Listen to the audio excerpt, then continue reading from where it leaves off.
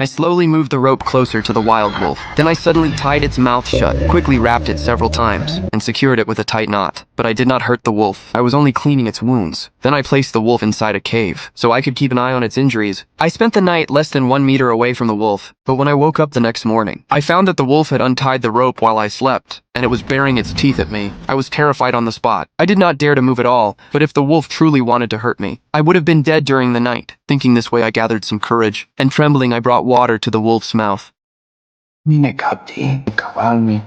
Seeing that the wolf did not resist, it leaned forward and drank deeply. Only then did my racing heart finally calm down, but I never expected that the wolf I saved so casually would later become my only companion in the wilderness. By then I had already wandered this land for a long time. I was injured in an accident and separated from my tribe, with no food at all. I could only survive by eating insects, but that kind of food could only keep me alive temporarily, not to mention the wolf beside me, who desperately needed nutrition to heal its wounds. So even though I never killed living creatures, I had to harden my heart and hunt a wild rabbit for the wolf. But just as I was about to start a fire to roast it, the wolf's wild nature suddenly surfaced. It tried to seize the prey from my hands, so I viciously bit off a large piece of raw meat in front of the wolf, using it as a warning to show that I was the owner of this prey. Facing the wolf's sudden provocation, I knew that once I backed down, I would completely lose control and become food for this wolf. That was exactly why I made such a shocking move. Fortunately, the fire finally caught at that moment, and the rising flames reinforced my authority. I sat by the fire and calmly ate my roasted meat. The wolf beside me was no longer as fierce, and occasionally let out low whimpers, its eyes filled with hunger for the food. After I finished eating,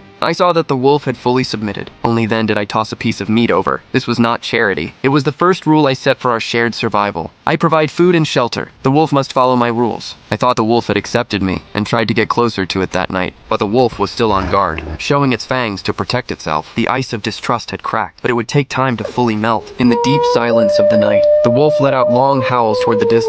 It was a call from deep within its blood. It missed its pack. Listening to the lonely howls, my heart filled with longing for my own tribe. At that moment, the two of us, lonely souls abandoned by our own kind, gradually shared our first true connection. In the desolate sound of the howl,